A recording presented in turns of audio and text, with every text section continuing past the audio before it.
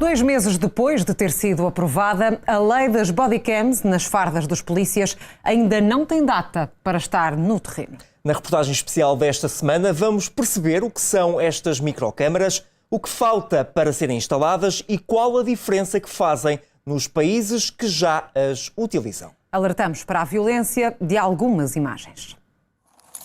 Who's all in the house? Who's all in the house? Me. É na escuridão, no oculto, no silêncio, que o mundo do crime vive mais à vontade. Apesar de Portugal ser um país de brandos costumes, diz-se, a procura por mais ferramentas que garantam a segurança da população veio para ficar. Depois de demonstradas as mais-valias da videovigilância nas ruas, com um número crescente de cidades a aderir, há agora uma abertura para outras formas de olhar para o crime.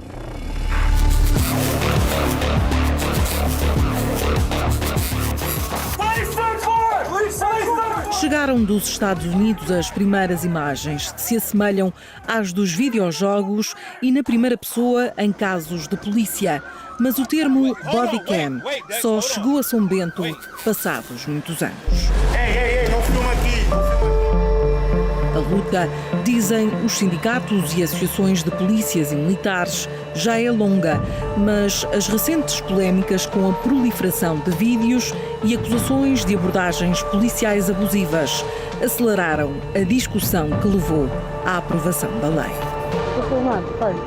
Pois somos escrutinados por toda a gente, não é só por quem tem o direito de fiscalizar, mas o próprio cidadão também nos escrutina através de filmagens. Bom, hoje em dia é muito fácil pelas redes sociais. É cada vez mais evidente a necessidade de demonstrar o que é que aconteceu numa ocorrência do princípio ao fim. Já é conhecido que com esta proliferação de redes sociais, do recurso a telemóveis, muito daquilo que era a intervenção policial e aquilo que era a missão dos polícias estava comprometida não só na componente do seu risco, mas também naquilo que era a veracidade dos factos.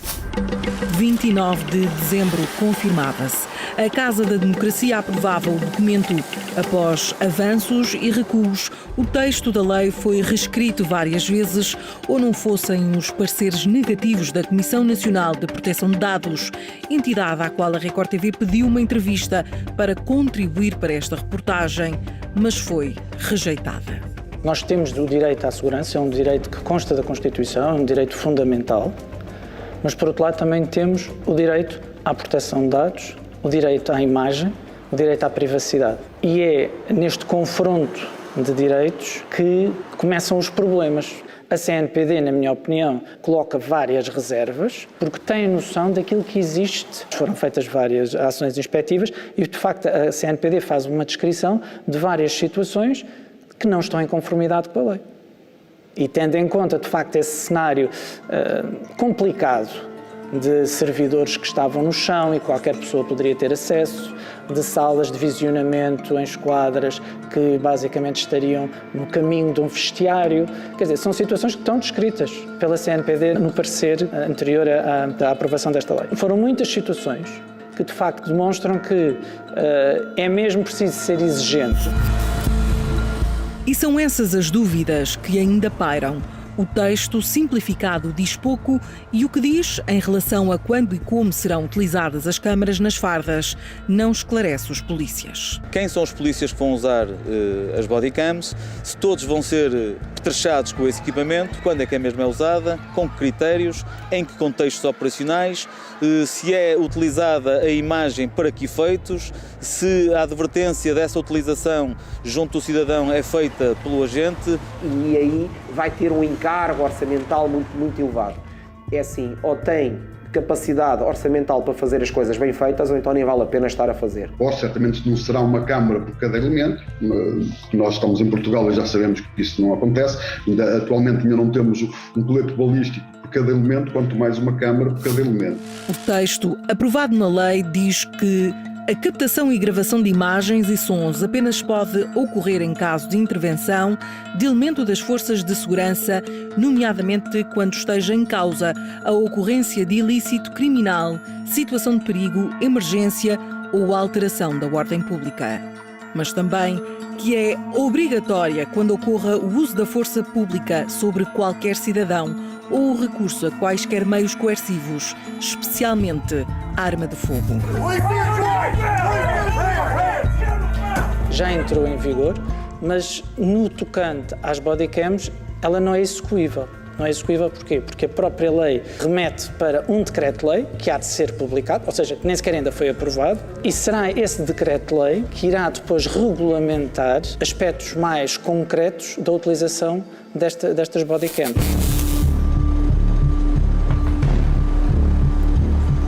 Ainda antes de aprovada e em casos pontuais, houve testes a decorrer. Estas imagens são reais, captadas pela lente da Record TV a 21 de abril de 2021 no Campus de Justiça em Lisboa. Sim, eu respondo. Só peço para deixar... Mais um capítulo do processo Operação Marquês, quando José Sócrates foi chamado a ouvir a decisão instrutória do juiz Ivo Rosa. Uma mega operação de segurança impunha-se e os polícias das equipas de intervenção rápida da PSP utilizavam bodycams a título experimental. Pedimos uma entrevista e esclarecimentos à Direção Nacional da PSP, que num curto comunicado apenas disse: enquanto não forem aprovados os normativos previstos na Lei da Videovigilância, não nos iremos pronunciar. Não obstante, sublinhamos que somos fortes apologistas do registro de imagem nos espaços públicos como ferramenta de prevenção e repressão criminal e alavancagem da resposta policial imediata em socorro urgente de cidadãos em apuros através da sinalização rápida das situações. Consideramos ainda que este tipo de sistemas contribui igualmente para o reforço da transparência da atuação policial. No meu ponto de vista, todas as forças de intervenções, elas teriam que estar com câmeras, até para estudo de casos.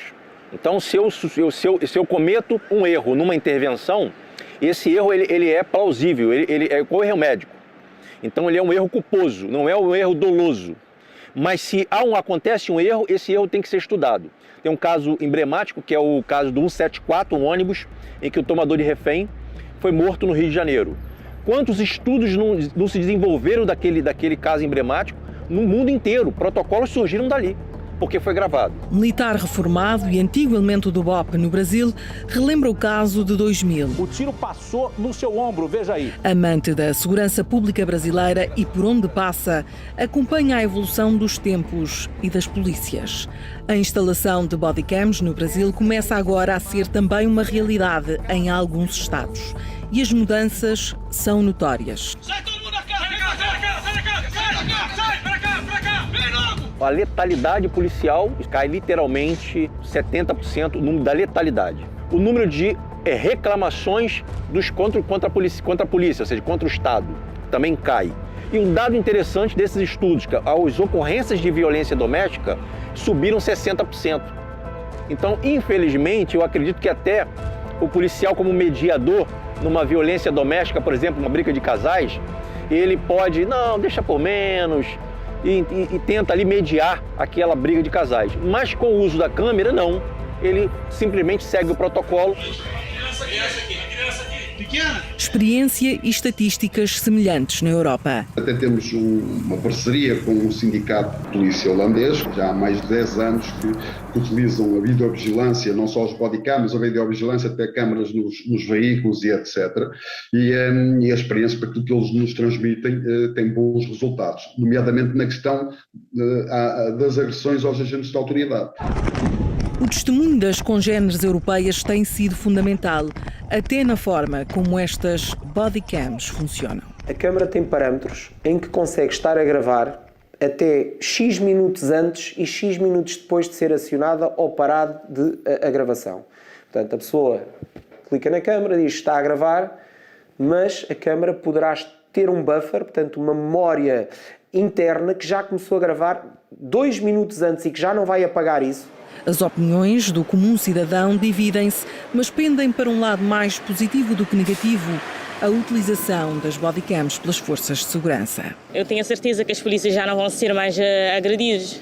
Se bem que câmaras na via pública acho que faz mais sentido. Uma maneira de ter provas sobre o que está acontecendo, se tiver alguma coisa acontecendo, e para ter tanto para a segurança do segurança, da polícia, quanto do cidadão. Como estão a ser vigiados, provavelmente vão fazer um melhor trabalho, o que é bom. Se é um serviço público, acho que deve haver transparência total. É preciso haver o risk-reward, fazermos pesar os prós e os contras das coisas, e acho que o benefício em termos de segurança não pesa assim tanto que vale a pena sacrificar a privacidade das pessoas, é o que eu acho. Aqui é tudo gravado, a xenofobia onde começa aqui, ó.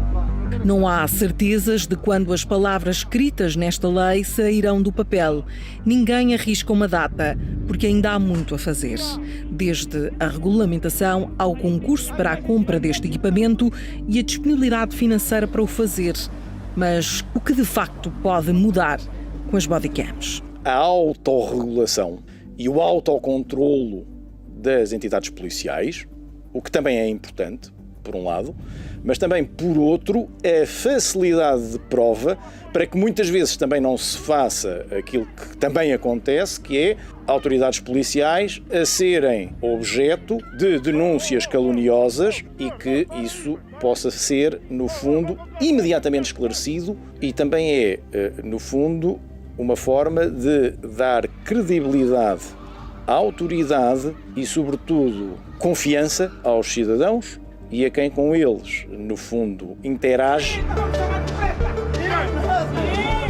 Confiança que as forças de segurança acreditam que tenha sido abalada com os recorrentes vídeos nas redes sociais. Hoje em dia qualquer criminoso, digamos assim, que tenha a prática de fazer o crime, sabe muito bem quais são as formas de tentar minimizar a sua culpa. E uma delas é apresentar queixa contra o agente que o deteve ou contra os agentes.